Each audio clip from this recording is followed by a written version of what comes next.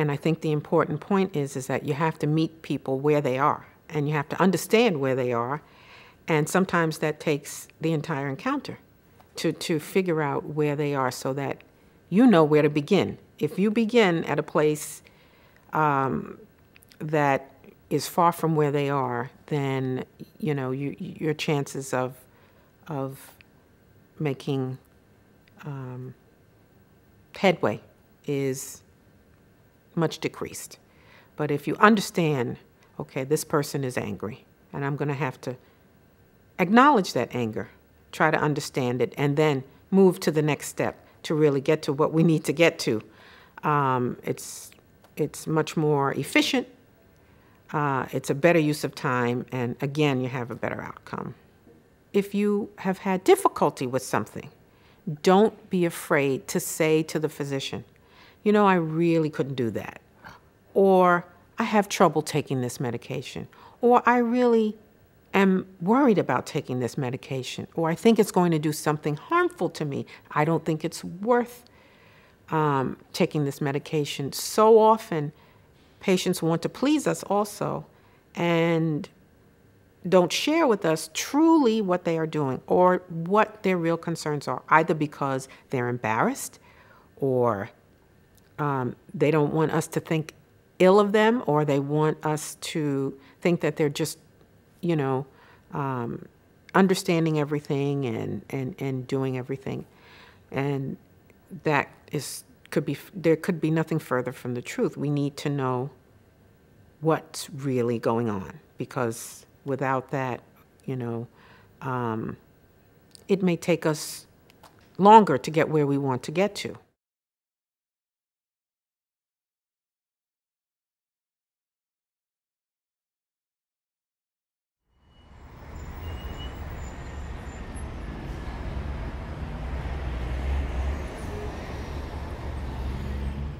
Interviewed patients who their first time here, and I'll say, do you have any medical problems? And they'll say no.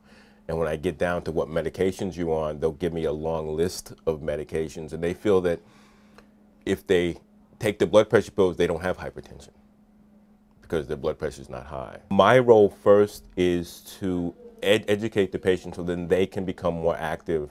And then once they're activated, they can come back and then ask questions. In other words, I find that the best patients are the ones that will say, well, why do I need to take this medication? How is it going to help me? How does it work? What are the side effects? Because once a patient knows that and they do get a side effect, it's already been discussed. They don't come back angry.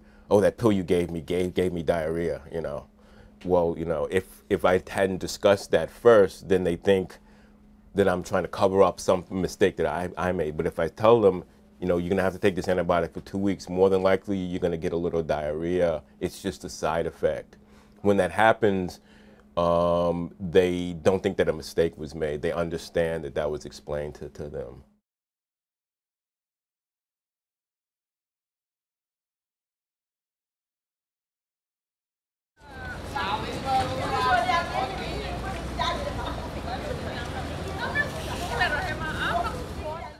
I think this whole sharing of medical decision-making is something that is worth the time. And I think it's a process, it's a learning process for the patient and also for the doctor. I think doctors need buy-in, that this is worth their time. I have found that it is, because I think it makes future visits more efficient, because they know the process that we will be going through when we discuss an issue. And there are fewer visits, follow-up visits with, I'm not sure about what we talked about last time, or, oh, can you repeat again? I didn't understand. I didn't follow your directions because I didn't know what we had really discussed. Or you didn't, I was really worried about this, but we didn't talk about this, so now I'm here again. So these kinds of things, I mean, if you go through that whole decision-making process with the patient, I think those issues would be addressed at the visit. I think patients have a responsibility to take whatever information they get from their doctors and use it for their own health. As doctors, we have only so much power, right? We only have so much tools at our disposal to give you. But if you don't use any of those tools, it's frustrating for both parties. I mean, I feel like doctors, most of what we do is teaching. We're like teachers. We give information, and it's up to the patient to really use that information and knowledge to better their own health or to take care of a problem or illness. And if they don't want to, then I feel like that patient-doctor relationship is just broken. I don't really know how to, yeah.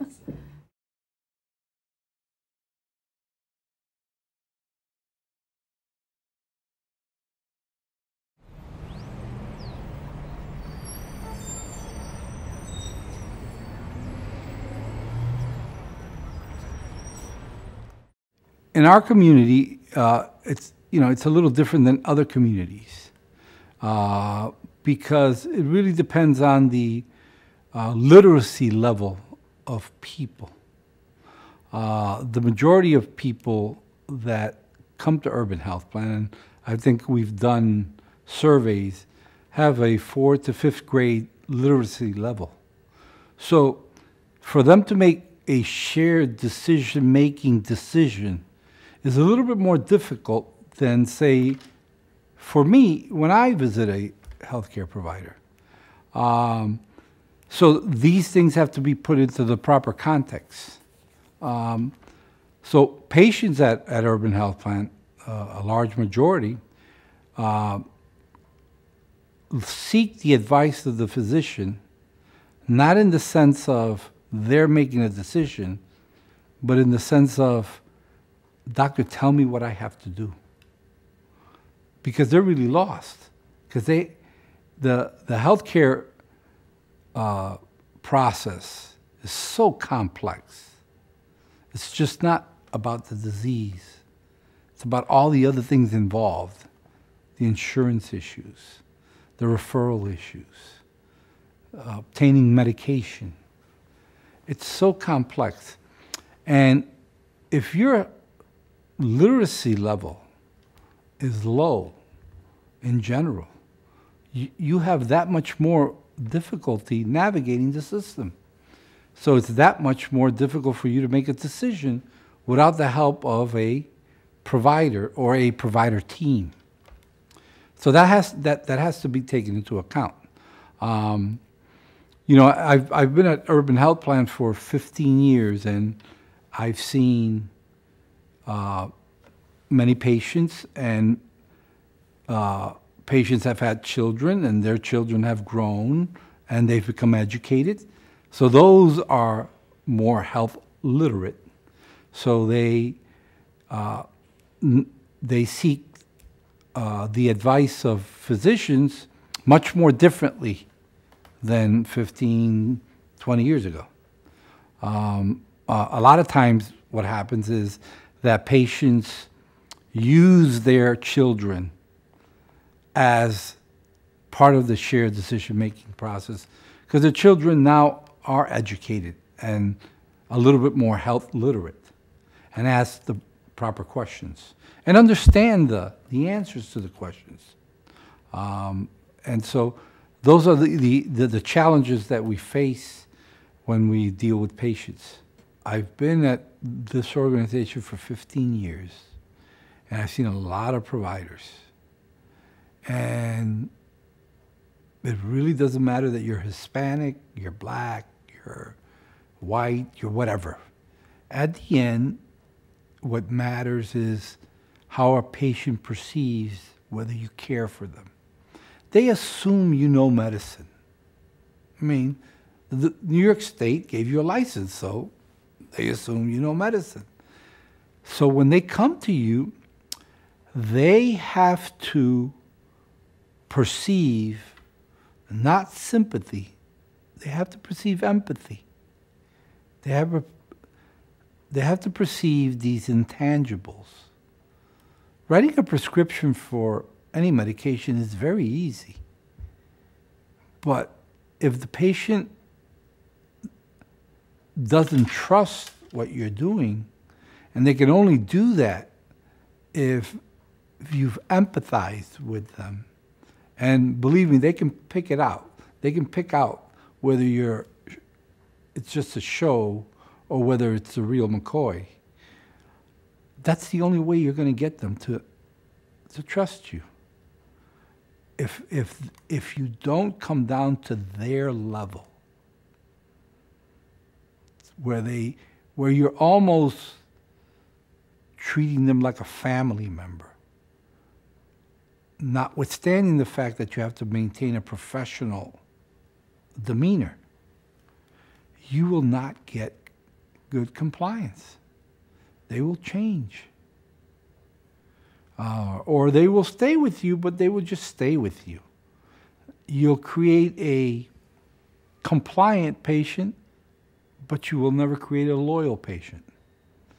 And only a loyal patient will be a good patient, because they will do exactly what you tell them to do.